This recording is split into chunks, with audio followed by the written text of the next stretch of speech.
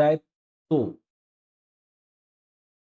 কারণ nearest resistance ওখানেই আছে, ভালো রেঞ্জ পাওয়া যাবে এখানে। 1 আওয়ারের টাইম ফ্রেমে দেখছি আমি। হ্যাঁ, 15 মিনিটসে দেখে নিই একবার কি কন্ডিশনে আছে।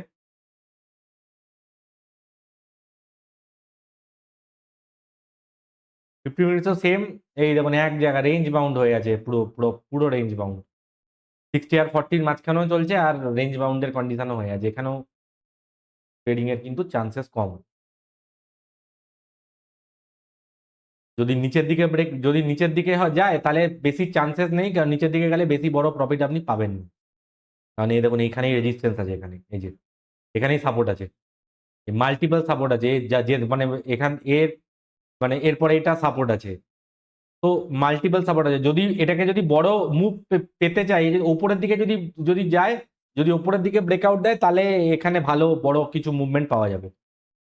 নিচের দিকে হলে সেরকম কিন্তু খুব একটা ভালো মুভমেন্ট পাওয়া যাবে না। আরেকবার দেখে নি বিটকয়েনটা একবার দেখি, বিটিসি ইউএসডিটি।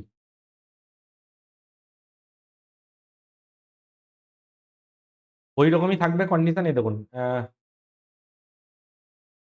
রেঞ্জ বাউন্ড হয়ে আছে, পুরো চপি, একই রেঞ্জে ঘোরাঘুরি করছে, উপরেও যাচ্ছে না নিচেও যাচ্ছে না। এটাকে ডুয়েল স্ক্রিন করে দিচ্ছি আমি একবার,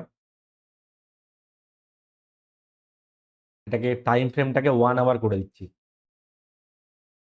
1 আওয়ারের টাইম ফ্রেমে দেখুন একটা ট্রেন্ড বরাবর